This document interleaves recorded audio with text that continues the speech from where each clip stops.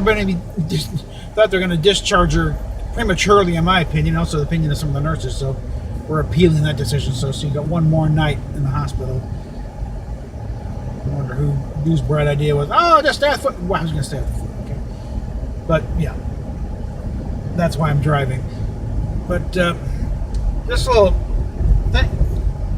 tease of things to come. Those of you who also frequent Ket Walski's channel and in his little thing about merchandising, there's a lot of few points he doesn't quite get. I'm going to do a little breakdown of that one. And chief among them, his contention that the Star Trek motion picture was a failure. No, it was not. It was a bit disappointing in the end result, but it was far from a failure, okay? For one thing, it made a buttload of money for the studio. That's what they're concerned about. He has criteria there that the studio doesn't give a rat's ass about as far as success or failure of a film. If they're worried about critical acclaim, Transformers never would have been approved. Those films were lambasted up and down as horrible movies, but they made tons of money. That's why they made like 5 of them. So, but also, it is mainly is because the current situation with Discovery and the lack of merchandising and the same fight being fought over again with Picard, and the licensees are not putting any of it. No, we're not doing it. And trying to apply that to the motion picture and that era, it was a whole nother era then. They did not understand merchandising. That's why George Lucas was just handed the merchandising rights to Star Wars, because 20th Century Fox didn't think it was worth the crap. Yeah, have him, whatever, we don't care. And that's what made him a billionaire. So we're going to go through that in an upcoming one. But, sorry. Being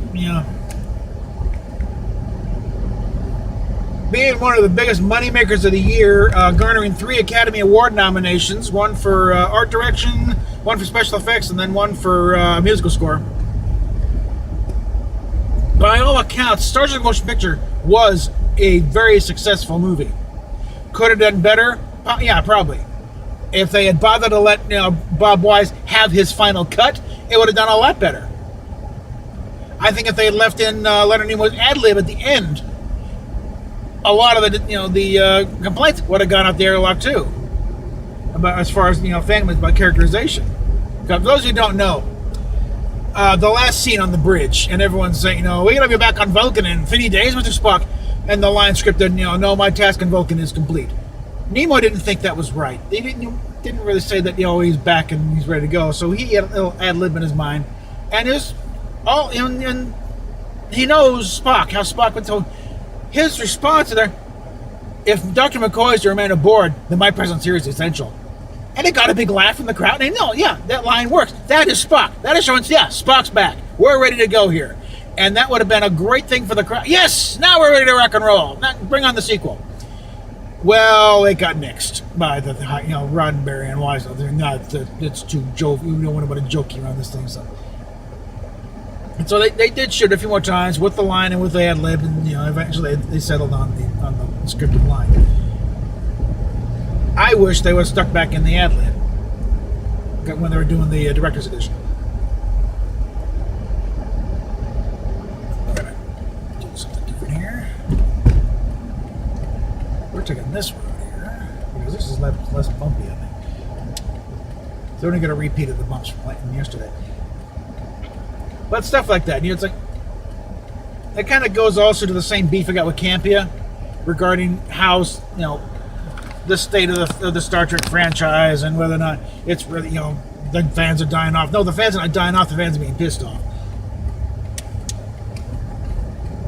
and trying to compare Star Wars and Star Trek fandom when in fact most of it's the same exact fans. It's a silly view to begin with. But one of the things he refuses to take into account is adjusting for inflation when looking at the box office gross. Look how much more they make. Yeah, and look at how much a ticket was back in 1979 compared to what it is now. Okay, right now, and back in 1979, a evening ticket, the highest priced ticket was about $3. Matinee was $1.50 maybe. Okay, so you adjust for inflation, and you just try best count of actual butts and seats. And it took a little while for JJ's massive success to beat out the motion picture. Because for a long time, though, again, just for inflation and ticket prices, Star Trek the Motion Picture was the biggest moneymaker of the entire franchise. And especially when you also figure in that JJ Trek was in a hell of a lot more theaters than the motion picture. Granted, the motion picture was also out a lot longer. Because that was back in the days when movies would be out in the theaters for like a year. But still, like 3 times as many screens, and it took a while to beat the motion picture. And also, JJ's movie was a hell of a lot more expensive than the motion picture. And the motion picture had to saddle the cost not only of the movie itself, but also for the Phase 2 production. That never happened. That's why at that time it was the most expensive motion picture ever made at $44 million, made domestically. It was right up there with Cleopatra. Cleopatra damn near killed the studio that made it. I think it was Columbia. I'm going to address that point too. He went back and if those exist, they would have cut. One, they didn't need to spend as much on Star Trek 2 because the sets were built, the cast was already signed, so most of that cost was already filtered in. So, and also they were not happy with spending a total of $44 million between the development of the series, and have to scrap a lot of that and then retool to a movie. The actual cost of the movie itself is maybe $25-30 million. But when they're interviewing Harve Bennett to take over the Star Trek production, one of the executives cut to the chase. Can you make it for less than $44 million? It's like, for that much, I can make you 10 movies. Sign. Go. Hired. Well, late 70s, early 80s was a whole nother ball game. Okay. And one of the things he talks about fair merchandising on that one. It's like, it wasn't really the movie. The merchandise. I remember that merchandise. It wasn't all that great. There's a few items I'd like to get. I want that South Bend Enterprise. I'm searching for one now on eBay. And the phasers will be, because I think they're compatible with laser tag. And I got to take this. So yeah, it was a different world. Late 70s, early 80s. The merchandising thing. They were just starting to figure it out. But also, something left out there, that first Enterprise model that they put out of the refit Enterprise, that was a very successful item. The fact that they keep making it, they kind of bastardize it with adding the Aztec paneling, which ruined the molds. And to this day, they can't fix it because the process is such that they just ruin the molds. They have to do whole new molds, and that's not worth the cost of that. But they're still, they brought back that kit. Okay. So yeah, and the model kit was very successful.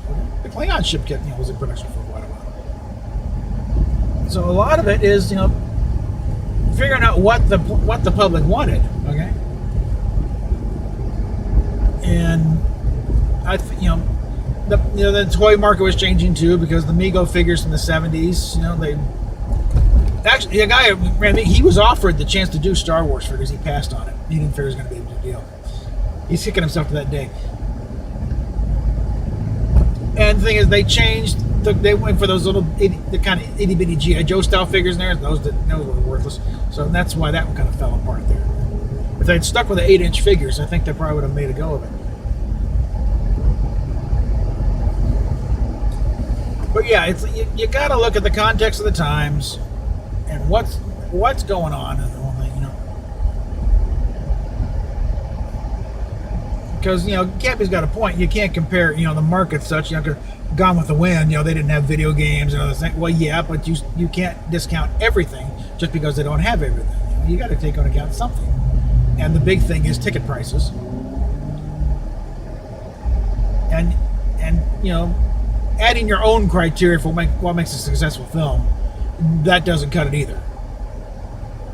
What the industry considers a successful film is what is a successful film. Okay, that may not be a success in your mind, but as far as the studio is concerned, Star Trek Motion Picture was a successful film.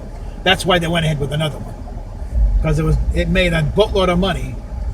So I was like, okay, assuming the next one makes even close to the same amount of money, but we can do this a lot cheaper, we got something going here, and that's what they did. One, by bringing in Harv Bennett, and also, by shifting it over to the television division, where they know how to make them cheap and fast. And there's probably a few people left on there from Paramount who remember making the Star Trek TV series, because it's been 15 years. And so that's where that one's going. Because he's going, they wouldn't have cut it that much percent. Well, yes, they would. Because, again, a lot of the cost for the motion picture was, it was a phase 2. So it's extra on top of everything else. But you can figure, it's the upper estimate of $35 million to make the movie itself. That's still, you're building all the sets and the costumes from scratch and everything, and the props and a lot of special effects footage. Star Trek 2 used a lot of stock footage from the motion picture, and they used the same sets and some of them and the same phasers too. At least phaser design, but what now? I gotta check. Anyway, what was I talking about? Yeah, basically, whenever you're doing, it's historical research, really. Just because it's movies, it's still history, because it's, let's see, 2019, it is the 40th anniversary of the motion picture. They'll be this December 7th, Pearl Harbor Day, will be the 40th anniversary of the Star Trek motion picture. Think about that for a minute. And again, the market was a lot different in 1979 than it is in 2019. So you can't apply the same standard. And you also can't apply your own standards and expect to be taken seriously when you evaluate what you consider a movie a success. Because if I was going to do that, I'd consider, Tank Girl one of the most successful movies of all time because I liked it. Doesn't matter, it didn't do well at the box office or anything. It met my expectations and I had a good time. So that's a good movie. That's a successful movie. Yeah, I'm not the studio. I'm not the industry. So, anyway, this runner, we need help on this. Okay, we're back to this here. PayPal, Patreon. We need some help here, guys. Okay, because right now I'm sitting at below a quarter of a tank.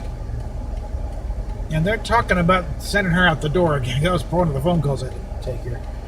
They're talking about putting her in a sort of a lawn care facility to get her ripped up. But if they transport herself, fine, great. Just figure out where it is, work from there. But if I got to do it, I need gas money. Okay, so and we got other things to deal with too with the insurance issue. So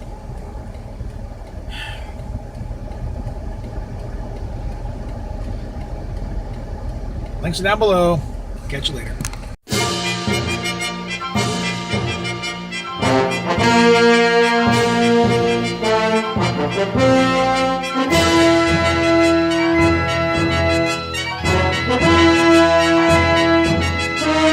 Thank you.